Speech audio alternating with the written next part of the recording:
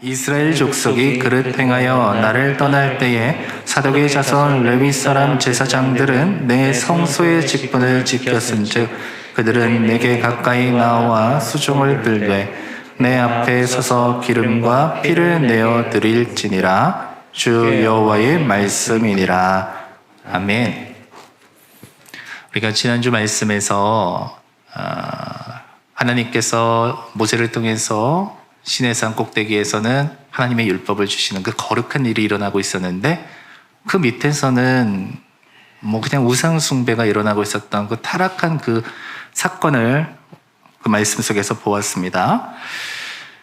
이때 하나님께서 과연 죄를 돌이켜 하나님을 위해 하나님의 편에 설 자 누구인가? 라고 물었을 때 레위 지파 사람들이 그들 가운데서 담대히 일어나서 하나님의 편에 섰고, 또 그 모든 행위가 여호와께 헌신되었다라는 것을 통해서 그들이 이제 구별된 삶을 살게 되었다라는 말씀을 우리가 지난주에 나눴었습니다.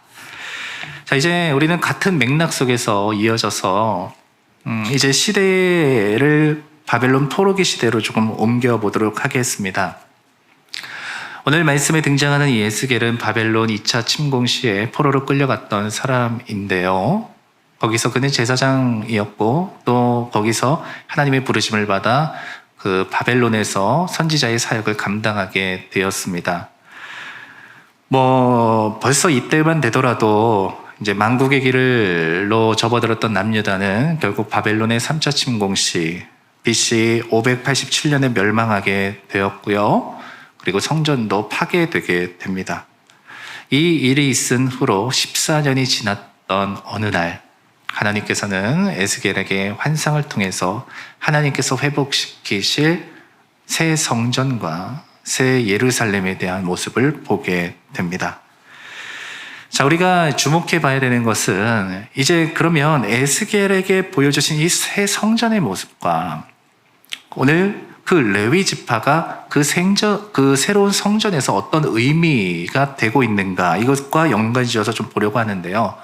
이것을 통해서 그럼 오늘을 살아가는 그리스도인 된 우리에게 하나님께서 원하시는 모습과 또 우리에게 던져지는 메시지가 무엇인가, 이것을 조금 생각해 보려고 합니다.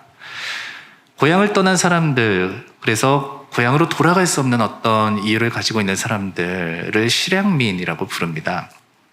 우리나라도 분단의 아픔을 겪고 있기 때문에 아마 북에 고향을 두신 분들도 계실 겁니다. 그런 분들 보면 이제 갈 수가 없으니까 그 임진각에서 철창이 쳐져 있는 그곳 너머로, 자신의 고향은 아니겠지만 북쪽이니까요, 그것을 바라보면서 그 아픔을 달래시는 분들이 계시는데요. 사실 사람이라는 게 참 재미있는 것이 마치 귀소 본능이 있는 것처럼 나이가 들어가면 들어갈수록 자신의 어린 적 추억이 담겨있던 그곳을 향한 묘한 애틋함이 생기기 마련입니다. 정부 치고 살면 다 고향이다 그러는데 이상하게도 그런 그리움이 생겨요. 바벨론으로 끌려갔던 그 사람들의 마음은 어땠을까요? 아마 처참하고 마음이 무너졌을 겁니다. 자신의 의도로 간 것도 아니고요. 그들은 끌려갔지 않습니까? 그러니 얼마나 그들의 마음에 커다란 구멍이 생겼겠습니까? 그 어떤 곳으로도 그들의 마음의 허전함을 채울 수 없는 그런 상황이었을 거예요. 근데 하나님께서는 그럴 때마다 선지자를 보내셔서 하나님께서 그들을 통해서 다시 세우실 하나님의 뜻과 계획이 있다는 것을 어김없이 보여주셨습니다. 오늘 에스겔도 마찬가지입니다.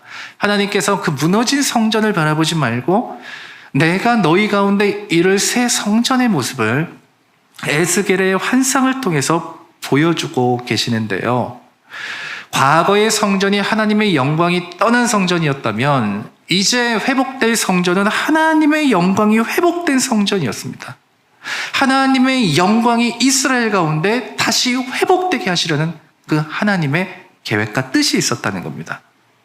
때가 되면 이제 이 포로들은 해방이 될 겁니다. 그들은 마치 애굽에서 풀려나서 가나안으로 갔던 그 출애굽기의 여정과 같이 이제 그들은 제2의 출애굽을 통해서 다시 그들의 고향으로 돌아가게 될 겁니다. 그리고 거기서 성전을 건설하게 될 것이고 그들은 그 나름대로의 땅을 분배받게 될 겁니다. 마치 출애굽기처럼요. 자, 그런데 오늘 이것과 관련되어서 그럼 레위 지파는 어떻게 되었을까 하나님은 레위 지파를 향한 계획도 가지고 계셨습니다. 45장 1절에 이런 말씀이 있습니다. 너희는 제비를 뽑아 땅을 나누어 기업으로 삼을 때에 한 구역을 거룩한 땅으로 삼아 여호와께 예물로 드릴지니, 이렇게 말하고 있습니다.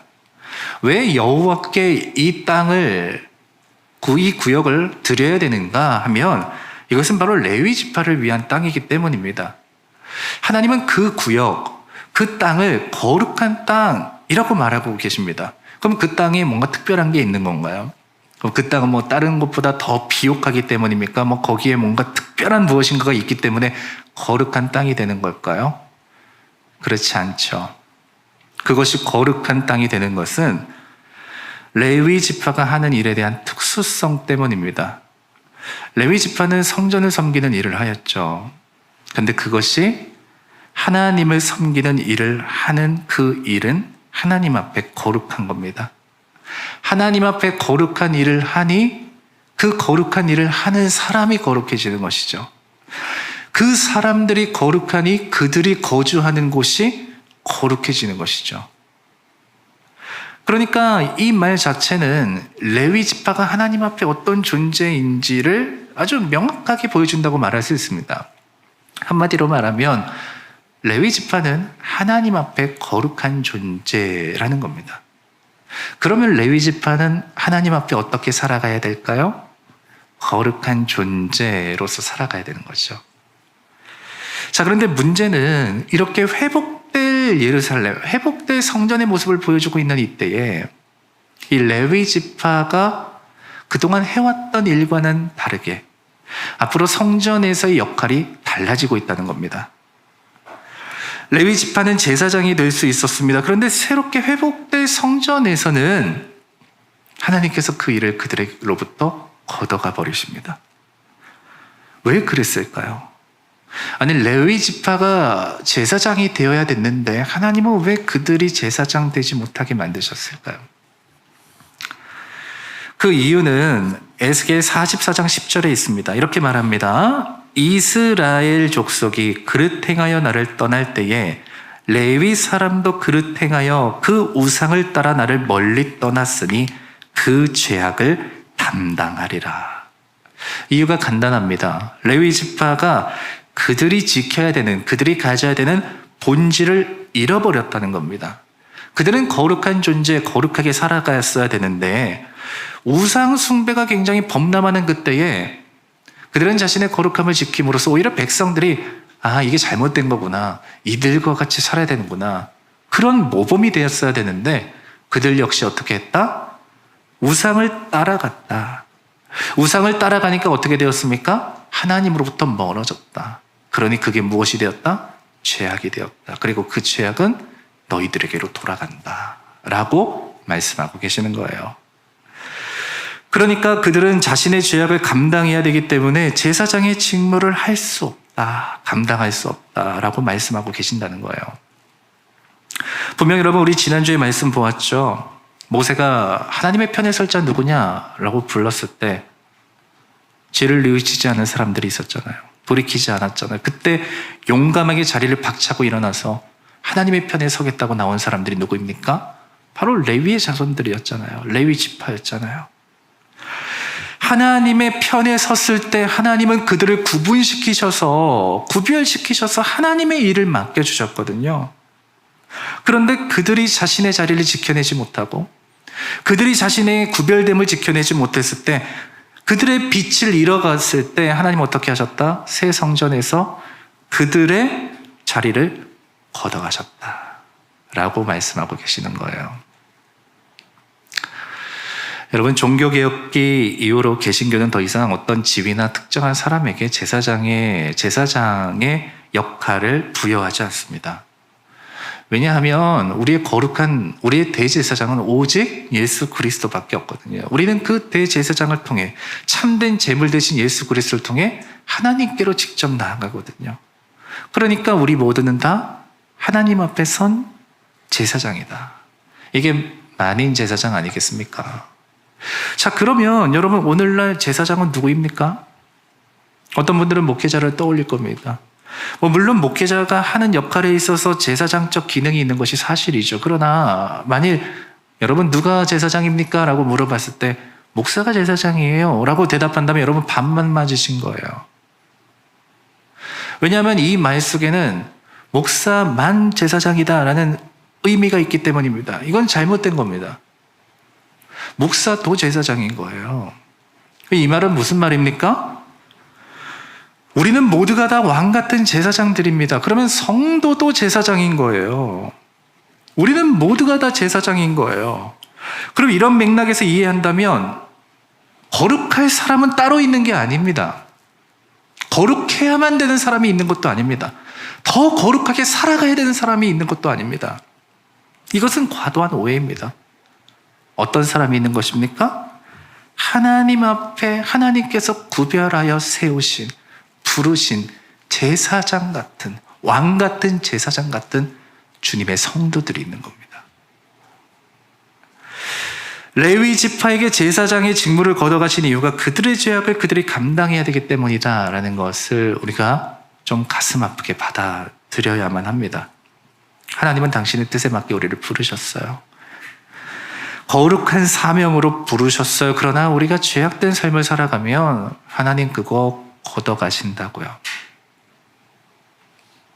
그러나 여러분 어떤 사람은 제사장임에도 불구하고 우상을 숭배할 수 있지 않겠습니까? 그러나 그는 여전히 제사장의 옷을 입고 하나님 앞에 제사를 드립니다. 그럼 사람의 눈으로 그는 영락없는 제사장이죠. 왜? 그가 하는 일이 제사장이니까요. 하나님의 눈은 어떻게 비칠까요? 하나님의 눈에도 그것이 거룩할까요? 하나님의 눈에도 그는 하나님께 구별된 제사장일까요? 하나님은 사람이 보는 관점이 아닌 하나님의 시선에서 합당치 않다면 그것을 걷어가십니다. 지키지 못하면 잃어버리는 거예요. 오늘날 시대가 참 많이 힘들지 않습니까? 서로 아픔도 있고 갈등도 있지 않습니까? 그러다 보니까 우리는 어쩌면 위로받는 것에 대한 열망이 있는지도 모르겠어요.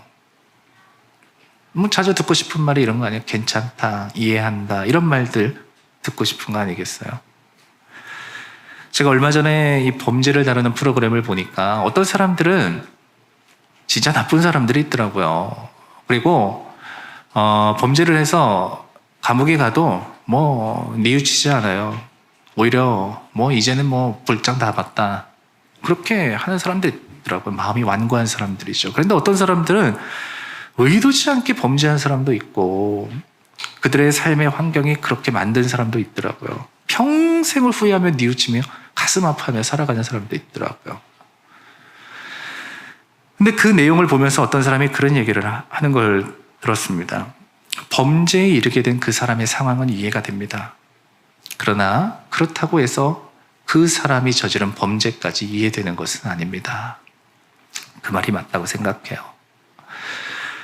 저는 우리 그리스도인들 역시 이런 경계심을 가져야 된다고 생각해요. 우리는 상황과 환경 때문에 죄를 저지를 수 있어 라고 너무 쉽게 생각하는 거 아닙니까?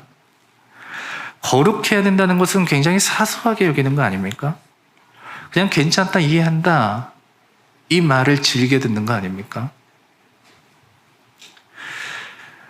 늘 방탕한 삶을 살아가면 탕자의 비유가 떠오르죠.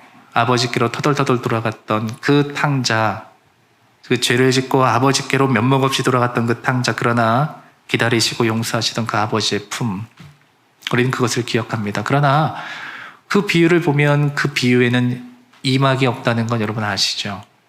아버지께로 돌아갔다, 거기서 끝나잖아요. 제 이막이 없잖아요. 다시 뛰쳐나갔다, 다시 죄를 짓고 돌아갔다, 아버지 떠나서 또다시 허랑방탕하게 살았다. 제 이막은 없잖아요. 하나님으로부터 멀어지는 것, 죄를 저지르는 것, 심지어 우상을 숭배하는 것, 그것 가운데 여러분 괜찮은 게 있습니까? 이해돼야 되는 것들이 있습니까? 정말 괜찮은 것은 무엇입니까? 하나님이 그럼에도 불구하고 우리를 정죄하지 않으신다는 건 아니에요. 이해되는 건 무엇입니까? 그럼에도 불구하고 하나님 우리를 용서하신다는 거 아니에요? 그렇다면 이것은 아주 간단한 결론을 우리에게 던져줘요. 바로 이겁니다. 그리스도인은 거룩해야 된다. 믿음은 지켜내야 된다. 죄악과는 싸워야 된다. 간단한 결론입니다. 하나님은 우리를 거룩한 자로 세우셨고 그러므로 구별하여 사명을 주신 거예요. 하나님은 이것을 지켜내기를 원하세요. 모든 상황 가운데에서. 자, 그러면 봅시다. 모든 레위 지파들이 다 우상을 따라 하나님을 멀리하게 되었을까요? 시내산에서의 우상 숭배 사건 때에 레위인들이 모세의 부름에 응답하여 하나님 편에 서지 않았습니까? 오늘 우리가 읽은 말씀은 이것과 묘하게 오버랩되는 그런 장면이 나타나게 됩니다. 오늘 15절 말씀, 우리가 읽은 말씀 보십시오. 이스라엘 족속이 그릇 행하여 나를 떠날 때에 사독의 자손 레위 사람 제사장들은 내 성소의 직분을 지켰은즉 그들은 내게 가까이 나와 수종을 들되 내 앞에 서서 기름과 피를 내게 드릴지니라. 주 여호와의 말씀이니라. 이스라엘 족속이 나를 떠날 때라는 이 내용과 사독의 자손은 직분을 지켰다라는 이것이 대비돼서 나타나는 거 아니에요? 레위 사람들이 하나님을 떠날 때 그들 가운데서도 여전히 지켰던 사람들이 있었다는 겁니다. 동조하는 것은 쉬우나 홀로 지켜내는 것은 어렵습니다. 사람들이 몰려가는 쪽으로 섞여가는 것은 쉬우나 홀로 거슬러가는 것은 어려운 것입니다. 여러분, 많은 신앙인들이 세상과 또 이 세상 속에서 신앙의 이 구분이 희미해지고 있는 이 시대 속에 살아가고 있는데, 여러분, 이 가운데서 하나님이 주신 것들을 지켜내는 자는 누구입니까? 여전히 하나님의 편에 선 자 누구입니까? 하나님은 레위인들 가운데 사독의 가문을 다시 구별하십니다. 오늘 이 사독의 자손에게 부여된 직분의 내용이 아니라, 그러면 그들의 직분이 무엇을 말하고 있는가? 그들이 그 직분을 받았기 때문에 이것이 어떤 의미인가? 라는 것을 오늘 말씀에서 찾아보면 저는 이 한 단어로 표현할 수 있다고 생각합니다. 가까이라는 이 단어요. 왜냐하면 그렇다고 해서 레위 사람들이 그 성전을 섬기는 일을 감당하지 않았을까? 아니요. 그 사람들도 그 이후로 그 일을 감당했습니다. 그러나 이 가까이의 영역이 달랐어요. 오늘 말씀 15절. 그들은 내게 가까이 나와 수종을 들되. 16절. 내 상에 가까이 나와 내게 수종 들어. 이건 누구에 대한 것입니까? 사독 자손들에 대한 이야기입니다. 그들은 누구입니까? 지켜낸 사람들입니다. 자, 반면에 레위 자손들을 향해서 뭐라고 말하고 있는지 볼까요? 44장 13절 말씀. 그들은 내게 가까이 나와 제사장의 직분을 행하지 못하며 내 성물 곧 지성물에 가까이 오지 못하리니. 이게 차이라는 거예요. 하나님이 그들을 가까이 하신다. 이 차이라는 거예요. 여러분, 내가 하나님과 가깝다는 것을 여러분 어떻게 아세요? 내가 나 하나님과 좀 가까운 것 같아 이렇게 느끼니까 하나님하고 가까운 건가요? 내가 가깝다고 느끼기 때문에 가까운 것도 아니고요. 내가 가깝지 않다고 느끼기 때문에 가깝지 않은 것도 아니에요. 내가 주님께 가깝게 다가가야 가까워지는 것이 아니라 하나님께서 당신께 내가 나아갈 수 있도록 길을 내어주셔야 되는 거예요. 그것을 예수님의 십자가를 통해서 이루셨잖아요. 장벽을 허무셨잖아요. 죄악의 그 길을 넘어가게 하셨잖아요. 나아가고 싶어도 나아가지 못했잖아요. 그것을 주님께서 하셨잖아요. 내가 주님과 가깝다는 것은 십자가의 은혜를 통해서 그렇게 되는 겁니다. 십자가는 용서와 사랑이죠. 용서와 사랑 속에서는 죄인이 아닌 의인으로 여겨주는 하나님의 은혜가 있죠. 우리는 그것을 경험한 사람들이죠. 누린 사람들이죠. 통과한 사람들이죠. 오늘 여러분들에게 묻습니다. 여러분 십자가 통과하셨어요? 예수 그리스도의 십자가를 여러분 통과하셨습니까? 그렇다면 우리는 누구입니까? 하나님께 가까이 나아가는 사람입니다. 그 은혜의 보좌로 담대하게 나아가는 사람들입니다. 그게 누구예요? 우리라는 거예요.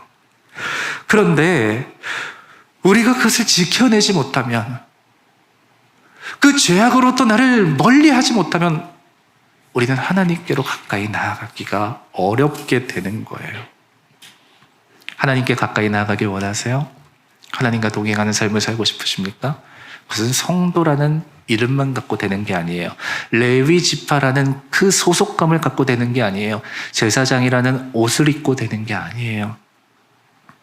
하나님으로부터 멀어지지 않아야 되는 거예요. 이것을 위해서 어떻게 했다? 그들은 지켜냈다. 사독 자손들은 자신에게 주신 것들을 성실하게 지켜내므로 이것을 이루어 갔다라고 말하고 있는 것이죠. 레위인들이 자신에게 주신 사명을 지켜내지 못했을 때 하나님은 그것을 걷어가셨습니다. 반면에 지켜낸 자에게는 은혜의 은혜를 더하는 그것을 경험하게 하신 거예요. 주님께 더욱 가까이 가는 자가 되었으니까요. 자, 그러면 우리는 여기서 그럼 하나님께 가까이 하는 자, 하나님을 가까이 살아가길 원하는 우리는 어떻게 해야 될까? 그 은혜를 누리며 살아가기 위해 우리는 어떻게 해야 될까? 생각하게 되죠. 그러면 다시 돌아와서 레위인의 본질에 대해서 생각해 봅시다. 그들의 본질은 무엇입니까? 바로 이 단어 속에, 이 표현 속에 있죠. 여호와께 헌신. 그럼 이 표현은 무엇을 말한다고 말씀드렸습니까? 하나님의 손에 채워졌다. 그래서 하나님께 드림이 되었다 라고 말씀드렸어요. 그러니까 레위인의 본질이라는 것은 결국 하나님께 드려진 하나님의 겉된 존재에 있었던 거예요. 자, 그래서 레위 지파는 지파의 수에서 나중에 빠지잖아요. 그들이 가나안에 들어가서 모든 땅을 기업으로 받을 때 그들은 거기서 땅을 기업으로 받지 못하잖아요. 물론 그들도 땅을 받았습니다. 그러나 그건 거주할 땅을 받은 거고 이 가축들을 기를 땅을 받은 것이지 기업으로 받은 땅은 아니었던 거예요. 자, 그러면 뭐 그런 생각하게 되네요. 나는 하나님께 드려진 존재야. 나 하나님께 드렸어. 그런데 막상 가보니까 손해가 극심하네요. 온갖 혜택에서는 다 제외된 듯 보이네요. 그런데 여기에 놀라운 비밀이 있어요. 하나님이 제사장 아론에게, 대제사장 아론에게 이렇게 말씀하셨어요. 민수기 18장 20절 말씀. 여호와께서 또 아론에게 이르시되 너는 이스라엘 자손의 땅에 기업도 없겠고 그들 중에 아무 분깃도 없을 것이나. 아니, 제사장이기 때문에 기업도 없고 분깃도 없대요. 그럼 어떻게 하라는 얘기예요, 주님? 우리 그러면 어떻게 살아요? 하나님, 그렇게 사는 인생 행복해요? 근데 주님 뭐라고 말씀하시냐? 이렇게 말씀하세요. 내가 이스라엘 자손 중에 내 분깃이요 내 기업이니라. 여기에 있는 거였어요. 그런 말이에요. 그들의 몫은 땅이야. 그들의 몫은 재산이야. 이렇게 말하고 있는데요. 제사장 가문을 향해서는, 제사장을 향해서는 주님께서 그렇게 말씀하셨어요. 내가 너의 재산이다. 너가 얻을 몫이다. 라고 말씀하셨어요. 여러분, 그러면 하나님께서 그들의 몫이 되어주시고 재산 되어주셨대요. 그러면 뭐 그들의 인생은 빈손 인생입니까? 하나님께서 아무것도 하시지 않으셨어요? 그냥 그거로 만족해 라고 하셨을까요? 아니요. 하나님은요, 모든 지파가 하나님께 드리는 모든 것들을 그들에게 허락하셨습니다. 그들의 소산의 10일을 드렸을 때 그것은 레위 지파의 몫이 되었습니다. 곧 하나님의 것이 그들의 것이 되었습니다. 이게 은혜이죠. 그렇게 채우셨어요. 하나님께 드려진 자, 하나님이 채우신다. 이게 그들의 본질이었어요.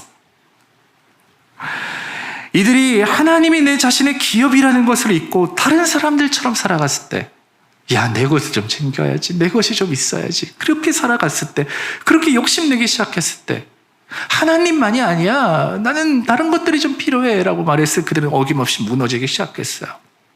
제사를 드릴 때도 재물에 탐내기 시작했을 때 그 제사의 거룩함이 무너지기 시작했어요. 백성들이 타락할 때 거룩함을 지켜 하나님의 율법을 온전히 가르쳤어야 되는데 그들을 따라갈 때 오히려 그들로 하여금 백성들이 방조하게 만들었어요. 방자하게 만들었어요. 그들이 무너지니 백성도 무너졌었던 겁니다.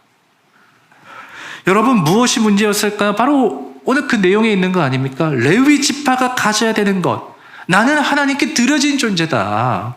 우리는 하나님께 드려진 존재다라는 이 본질을 잃었을 때, 그래서 하나님이 우리의 기업 되시고 하나님이 우리의 재산 되시고 하나님이 우리의 몫이 되시고 유산 되신다, 이것을 잃어버렸을 때 그들은 하나님의 기업됨을 잃었기 때문에 하나님의 도우심을 경험하지 못하게 되었던 것고, 그것을 경험하지 못하다 보니까 자신이 가졌던 모든 것들을 빼앗기게 된 겁니다. 하나님의 손에 채워진 이들은 하나님의 손에 의해 그들의 삶이 채워집니다. 여러분, 이거 좀 믿으셔야 돼요. 이것이 무너지면 다른 것들이 무너지는 거예요. 레위 지파가 그랬지 않았습니까? 저는 이것이 그리스도인과 비그리스도인의 차이라고, 분명한 차이라고 생각해요. 우리는 모두가 다 세상에 살아가요. 저도 세상에 살고 여러분도 세상에 삽니다.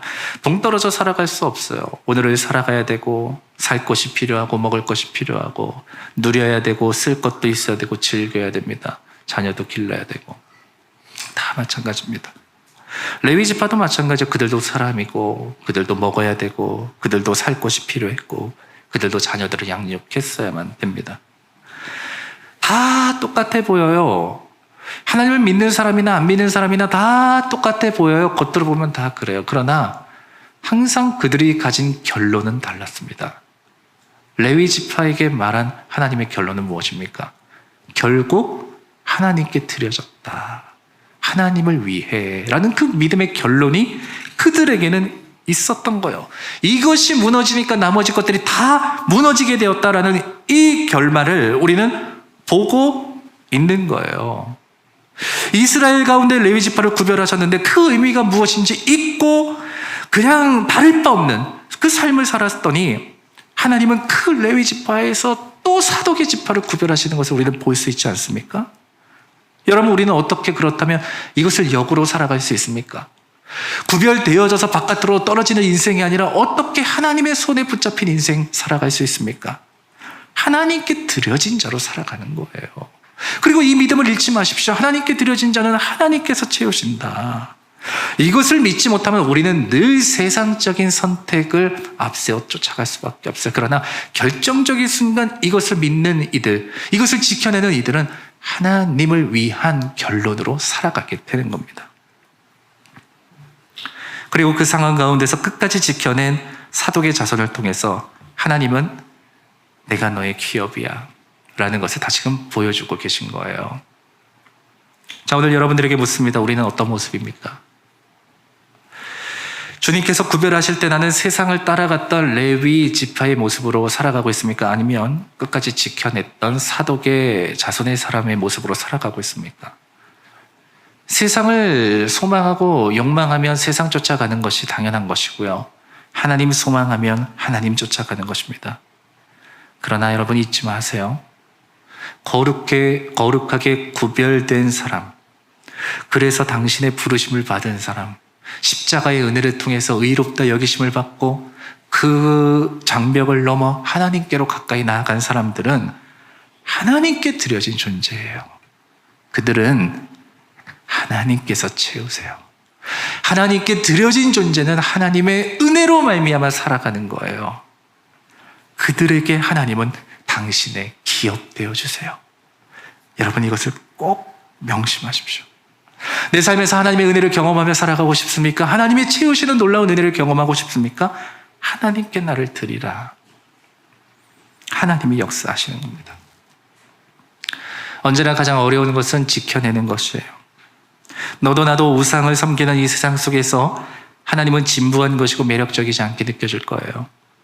더 좋은 것, 더 즐거운 것, 더 행복한 것이 범람하는 이 세상 속에서 그 자리를 지켜내는 거 쉽지 않을 겁니다. 너도 나도 떠나는 그 자리를 홀로 지켜낸다는 것도 쉽지 않을 겁니다. 그러나 오늘 주님이 우리를 부르십니다. 하나님의 편에 설 자 누구인가? 하나님께 자신을 드렸기 때문에 하나님이 나의 기업 되심을 믿는 자 누구인가? 내가 너의 기업됨을 믿는 자 누구인가? 하나님은 당신을 지키며 끝까지 기다렸던 이들에게 하나님의 자리를 내어주십니다. 당신 곁으로 다가오게 하십니다. 하나님과 가까이 살아가고 싶나요? 하나님의 은혜를 누리며 살아가고 싶나요? 하나님의 채우심을 경험하며 살아가고 싶나요? 당신에게 주어주신 모든 것들을 지켜내십시오.